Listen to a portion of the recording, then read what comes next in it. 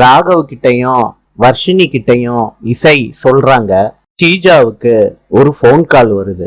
அதுல ஒரு குரல் பேசுது. ஸ்ரீஜா, நீ விஷால பொய் சொல்லி ஏமாத்துனியே, அது எல்லாத்தையும் மறைஞ்சிருந்து முழுசா வீடியோ எடுத்து வச்சிருக்கேன் அப்படின்னு சொன்னா ராகவ், ஸ்ரீஜா என்ன ஆவா?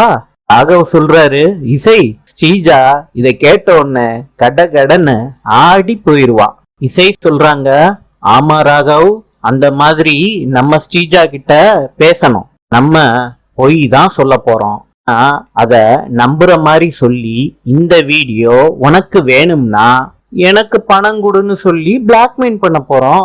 ராகவ் சொல்றாரு, இசை நீ சொல்றது நல்லா இருக்கு, இது முடியும் ஓகே, ஆனா அதுக்கப்புறம் என்ன பண்றது?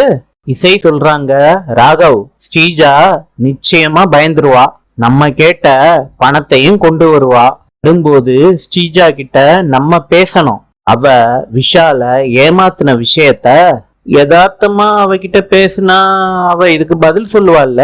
ராகவ் சொல்றாரு, சூப்பர் இசை, அடுத்தது வீடியோ எங்கன்னு ஸ்ரீஜா கேட்பாளே. இசை சொல்றாங்க, கேப்பா ராகவ், சும்மா ஒரு பழைய போனை கொடுத்து இந்த வீடியோ இதுலதான் இருக்குன்னு சொல்லி ஸ்ரீஜாவை அனுப்பிடணும்.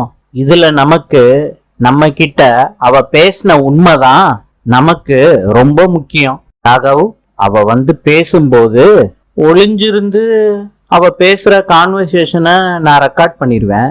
அப்புறம் என்ன, அந்த ரெக்கார்டிங் வீடியோ வச்சு அத்தைக்கும் விஷாலுக்கும் காமிச்சு அவ வாழை ஒட்ட நறுக்கி இந்த வீட்டை விட்டே ஸ்ரீஜாவை துரத்திட வேண்டியதான். நாளை சந்திப்போம்.